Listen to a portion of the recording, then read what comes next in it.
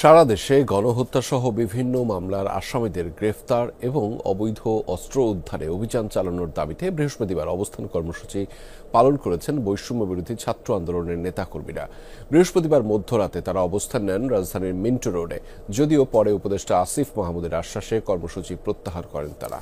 বৃহস্পতিবার দিবাগত রাত 12:30টার দিকে মিন্টু রোডের গোল চত্বরে হঠাৎ করে অবস্থান নেন বৈষম্য বিরোধী ছাত্র আন্দোলনের নেতাকর্মীরা।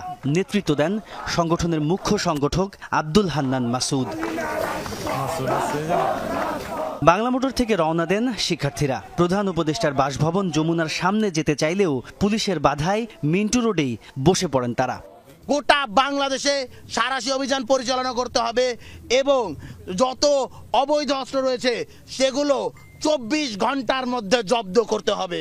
সারা দেশ থেকে অবৈধ অস্ত্র উদ্ধারে অভিযান পরিচালনার দাবি তোলেন বৈষম্য বিরোধী ছাত্র আন্দোলনের নেতাকর্মীরা।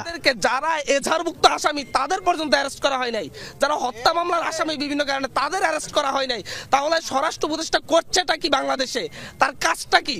যদি অস্ত্র উদ্ধার করতে না পারে তাহলে আমাদেরকে বলুক, আমাদেরকে গুলি করে মেরে ফেলুক। আমরা এখানে এসেছি, আমাদেরকে গুলিটা করে দিক, তাহলে আমরা মরে যাই। যদি আওয়ামী লীগের হাতে অস্ত্র থাকে তাহলে আমরা জীবিত থেকে লাভ কি? রাত 2টার পর ঘটনাস্থলে আসেন উপদেষ্টা আসিফ মাহমুদ সজীব ভুঁইয়া। সরকারের উচ্চ পর্যায়ের নির্দেশনার কথা উল্লেখ করে তিনি বলেন, অবৈধ অস্ত্র উদ্ধারে কঠোর অ্যাকশনে যাবে যৌথ বাহিনী।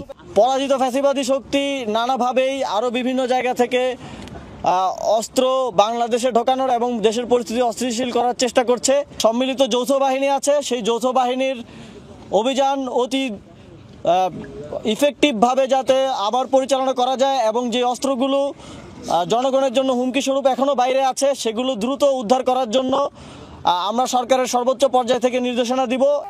উপদেষ্টার এমন আশ্বাস পেয়ে অবস্থান কর্মসূচি থেকে সরে আসে বৈষম্য বিরোধী ছাত্র আন্দোলন।